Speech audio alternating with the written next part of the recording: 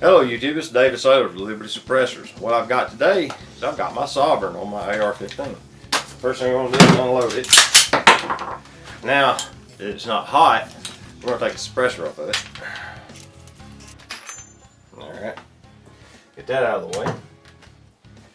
Now, what we're going to do is we're going to change out the end plate on it to have a new attachment device.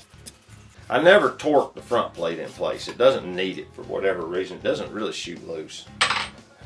This is a muzzle brake end cap. And just like that, you've added about 5 to 7% recoil reduction. It varies with caliber. 300 Win Mag, you get more because there's more gas volume and better bullet seal. To where 5.56, you get less because there's a lot less gas to work with. But you get some recoil reduction. And for people who are really trying to mitigate all the recoil possible, it's a help. It helps with hunting, lots of other applications. If you're just recreational shooting, it's beneficial.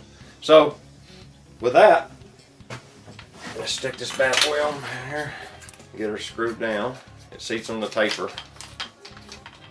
And there it is, ready to go. Y'all have a good day. We'll see y'all soon. Bye-bye.